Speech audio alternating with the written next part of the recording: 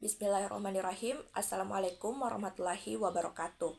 Perkenalkan, nama saya Makfira dari kelas A, Program Studi Gizi, Fakultas Ilmu Keolahragaan dan Kesehatan, Universitas Negeri Makassar. Jadi, pada kesempatan ini saya akan menjelaskan tentang komunikasi, utamanya dalam proses konseling. Nah, adapun poin-poin penting yang akan saya bahas dalam video kali ini yaitu teori komunikasi, apa saja bagian-bagian dari komunikasi, serta bagaimana bentuk komunikasi yang baik kepada klien gizi. Nah, sebelum kita ke pembahasan yang lebih lanjut, kita harus tahu dulu nih, apa sih itu komunikasi dan apa itu konseling. Nah, jadi komunikasi mengandung arti bersama-sama.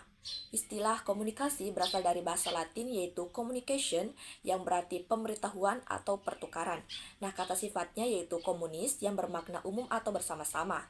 Nah, selain pengertian tadi, ada juga pendapat dari seorang ahli yang bernama Everett Rogers dan Lawrence yang menyatakan bahwa komunikasi adalah suatu proses di mana dua orang atau lebih membentuk atau melakukan pertukaran informasi antara satu sama lain, yang pada gilirannya terjadi pergantian yang mendalam.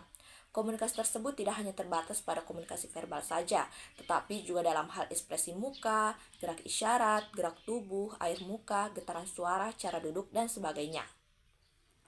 Nah, sedangkan konseling menurut Walgito mengungkapkan bahwa konseling merupakan bantuan yang diberikan kepada individu untuk memecahkan masalah kehidupannya dengan cara wawancara dan dengan cara yang sesuai dengan keadaan yang dihadapi individu untuk mencapai kesejahteraan hidupnya. Nah, karena kita sudah paham apa itu komunikasi dan apa itu konseling, lalu apa sih itu komunikasi dan konseling? Jadi, menurut Dance, dalam buku berjudul Suryanita 2011 mengungkapkan bahwa komunikasi dalam konseling adalah suatu proses pemindahan informasi antara dua orang manusia, antara konselor dan konseli atau lebih yang menimbulkan respon dengan menggunakan simbol-simbol yang dipahami bersama.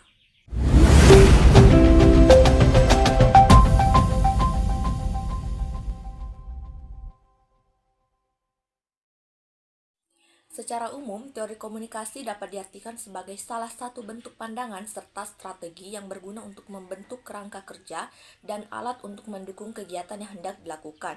Di dalam proses komunikasi, teori komunikasi ini memegang peranan sebagai pembina yang berfungsi untuk membentuk serta merangkai sebuah kaidah komunikasi.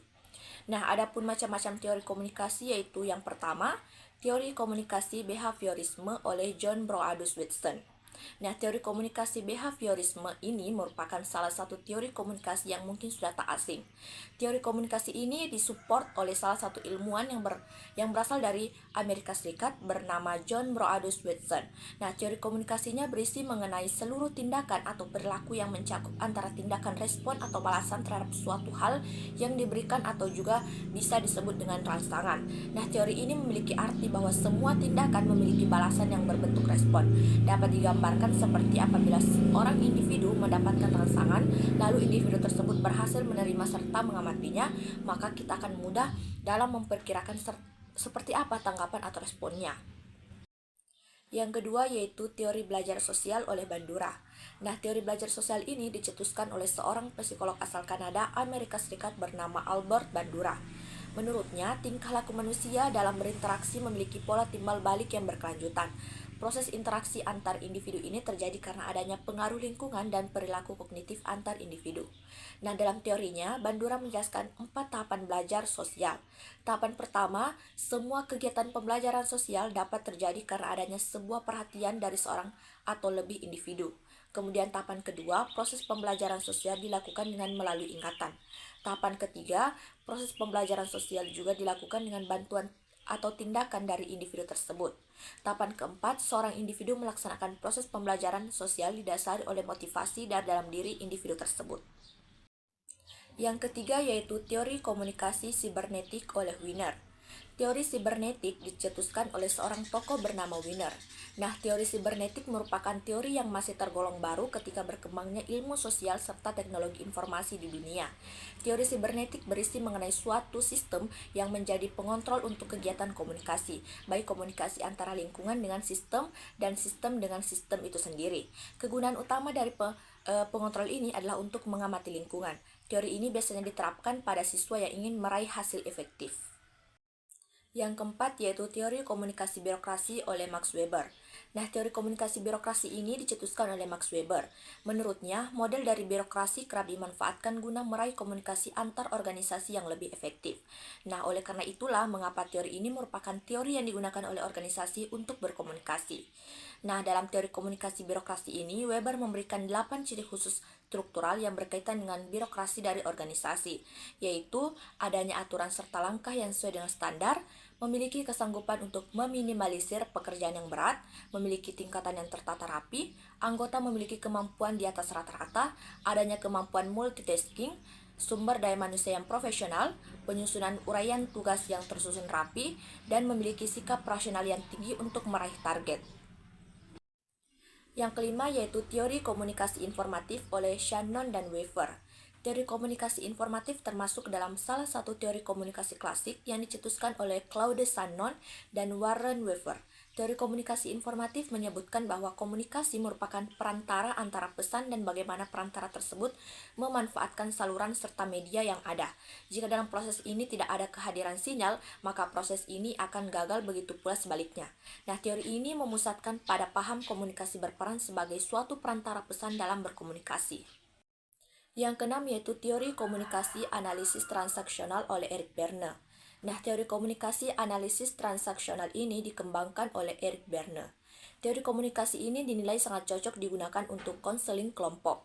Analisis transaksional adalah bentuk pendekatan secara psikoterapi dengan menitik beratkan pada hubungan interaksi. Nah, maksud dari transaksional adalah sebagai bentuk hubungan komunikasi yang terjalin antar individu. Dan teori yang ketujuh yaitu teori komunikasi Spiral of Silence oleh Elizabeth dan Neumann. Nah, teori komunikasi Spiral of Silence atau yang berarti spiral keheningan ini dikembangkan oleh Elizabeth dan Neumann. Isi yang diungkapkan oleh teori ini memiliki hubungan dengan proses terbentuknya suatu opini umum yang ada di lingkungan masyarakat. Nah, teori ini memberikan penjelasan bahwa terbentuknya opini umum dalam lingkungan masyarakat didasari oleh bagaimana terjadinya proses komunikasi antar massa, komunikasi interpersonal, dan pendapat masing-masing pribadi dan apa hubungannya dengan pendapat individu lain di dalam lingkungan masyarakat.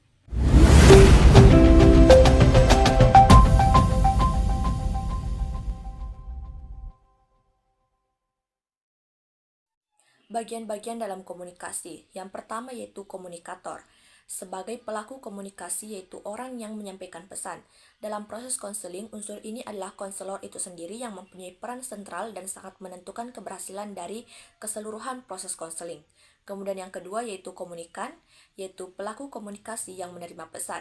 Dalam proses konseling, unsur ini adalah konselih, meskipun tampak berperan pasif, namun juga mempunyai andil dalam menentukan arah dan hasil proses konseling.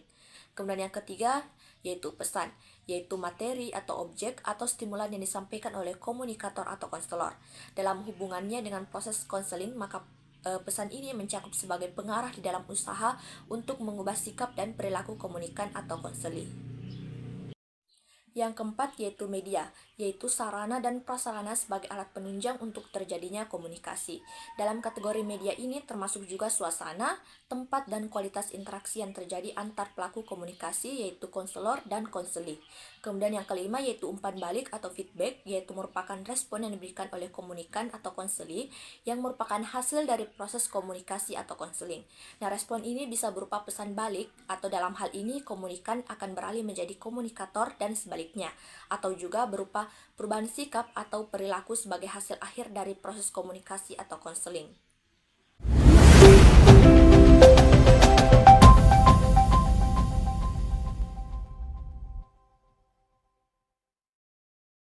Komunikasi yang baik kepada klien gizi sangat penting dalam membantu mereka mencapai tujuan kesehatan mereka.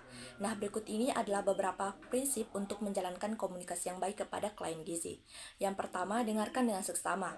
Nah, dengarkan dengan penuh perhatian pada kebutuhan dan masalah klien. Jadikan mereka merasa didengar dan dipahami. Kemudian yang kedua, jelas dan ramah. Sampaikan informasi dengan jelas dan ramah, gunakan bahasa yang mudah dimengerti tanpa menggunakan istilah medis yang rumit. Kemudian yang ketiga, pertimbangkan kebutuhan individu. Setiap klien memiliki kebutuhan gizi yang berbeda. Sesuaikan rekomendasi dengan kondisi, preferensi, dan tujuan mereka. Kemudian yang keempat, tanggapi pertanyaan dan kekhawatiran. Jadilah responsif terhadap pertanyaan dan kekhawatiran klien. Berikan penjelasan yang memadai untuk mengatasi keraguan mereka. Kemudian yang kelima, berikan dukungan. Tunjukkan dukungan dan dorongan kepada klien. Bantu mereka mengatasi hambatan dan menjalankan rencana gizi dengan sukses. Kemudian yang keenam, tetap profesional. Tetaplah profesional dalam komunikasi dengan klien. Lindungi kerahasiaan informasi pribadi mereka. Kemudian yang ketujuh, bersifat empatis. Cobalah memahami perasaan dan pengalaman klien. Ini dapat membantu memberikan dukungan yang lebih baik. Kemudian yang kedelapan, berkembang dengan ilmu pengetahuan. Selalu perbarui pengetahuan tentang gizi dan tren terkini dalam bidang ini. Nah, ini akan membantu memberikan saran yang lebih baik kepada klien. Kemudian yang kesembilan, berikan rencana yang realistis.